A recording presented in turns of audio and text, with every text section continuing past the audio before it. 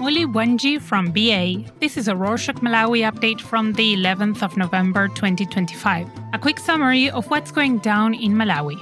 The government wants to reduce public spending, so it has introduced austerity measures for the remainder of the 2025 to 2026 financial year. Some of them include that the Treasury will have to approve all new government hires and promotions and the purchase of expensive assets like vehicles. The government has also chopped fuel allocations for cabinet ministers and other public officers by 30%, and the president will approve foreign travel, including the delegates and allocated funds. Government officials will no longer host meetings and workshops at the lake, as they have been ordered to use their offices instead or host their gatherings online. People are loving the new measures and are pleased that the president is holding public officials accountable.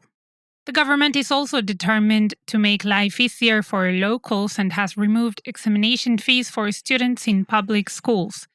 In previous episodes, we mentioned that free public education was one of President Mutharika's campaign promises.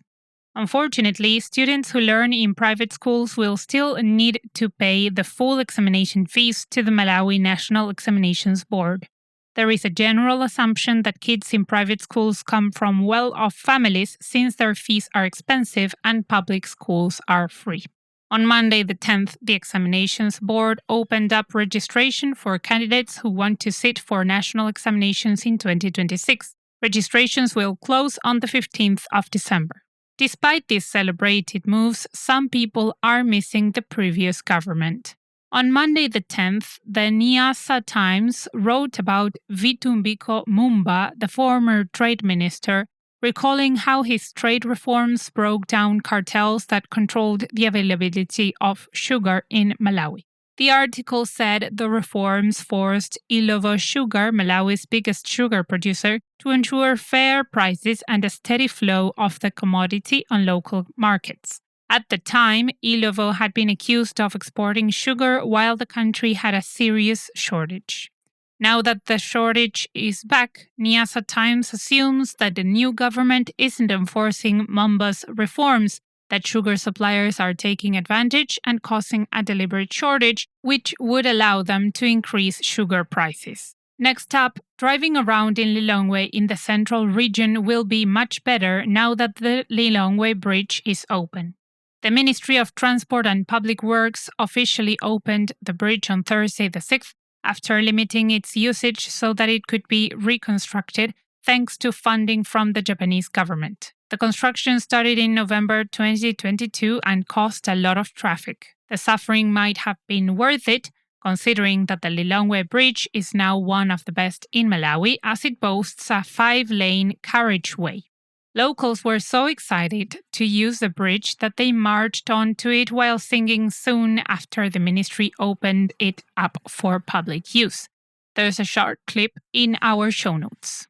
Unfortunately, the rainy season will dampen the mood since the solar power generators at the Electricity Supply Corporation of Malawi, or ESCOM, will not produce as much electricity for the national grid, leading to more blackouts. However, the weather isn't the only problem ESCOM has. According to their statement from Sunday the 9th, they are still unable to meet the current electricity demand because their output is not enough for the entire country, forcing them to ration electricity.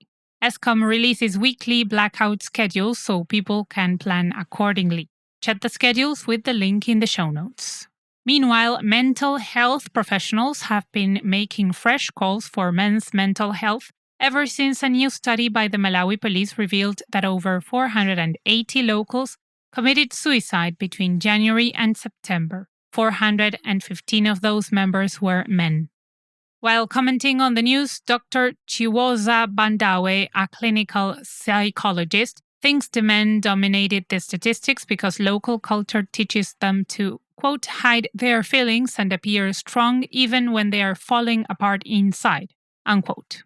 Dennis Mwafuriwa, a mental health expert, said many Malawians are facing difficult life situations like grief, relationship issues, and financial stress, and suggested awareness campaigns and practical skills training on how to cope with stress. Still, women don't have it easy, as the 2025 State of the World's Girls report revealed that 38% of girls in Malawi marry before the legal marriage age of 18. The Nation newspaper said this makes Malawi the second country with the highest child marriage stats in the Southern Africa region after Mozambique. While launching its End Child Marriage campaign on Saturday the 8th, Plan International Malawi doubled down, saying 634,000 girls get married by the age of 15, while 2.6 million marry before the age of 18. On Monday, the 10th, local news said that district numbers are much worse compared to the national statistics. Districts like Mulanje and Mangochi in the southern region and Mzimba and Chitipa in the northern region average 45% annual child marriage rates. There are rumors that some women may have been scammed into applying for the Alabuga Start program to work and study in Russia. The program is currently being investigated for alleged human trafficking and forced labor.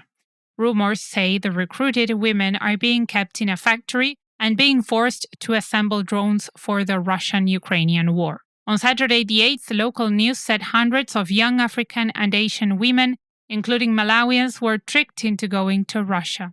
It also said that entities like the Human Rights Watch Southern Africa Office and the Human Rights Consultative Committee are trying to find out if the rumors are true. People want the government to act quickly since lives are at stake. Now on to trending news. Shepherd Bushiri, a popular pastor and businessman, is seeking justice for his 8-year-old daughter who died in 2021. In 2021, Bushiri booked a flight to Kenya so his critically ill daughter could receive medical treatment there, since local hospitals were not equipped to help her. However, Stephen Kayuni, the then director of public prosecutions, got an injunction to stop Bushiri from leaving Malawi due to ongoing legal issues and detained the Bushiri family at Kamuzu International Airport in Lilongwe for 5 days. When the court granted permission for Bushiri to travel, his daughter had already died. Now Bushiri wants Kayuni and everyone involved in his holdup to pay. He believes they misused their power, leading to the death of his child. More about Bushiri, who is also the president of Goshen Trust. As on Thursday the 6th, he met with the Film Association of Malawi to discuss strategies to transform the country's film industry into one that can produce content for global audiences. While there, they invited top international filmmakers and distributors to collaborate with local creatives. On Friday the 7th, Bushiri said they want the visit to empower local creatives and give them a platform to shine. Meanwhile, the Film Association team is excited for their upcoming guests, as they feel it will open up global networks for them. And to close this edition, on Friday the 7th, the Telecom Networks Malawi, or TNM, one of Malawi's internet service providers, experienced a system error that caused people to receive their monthly 370 gigabytes of data bundles at just 500 kwacha, about 30 US cents, instead of the usual charge of a little over 156,000 kwacha, which is $90. Customers quickly flocked to buy the bundle and called it Happy Hour. A few hours later, TNM released a statement apologizing for the error. They said it occurred while they were upgrading their mobile app and said they would reverse all the transactions that were done at the incorrect rate.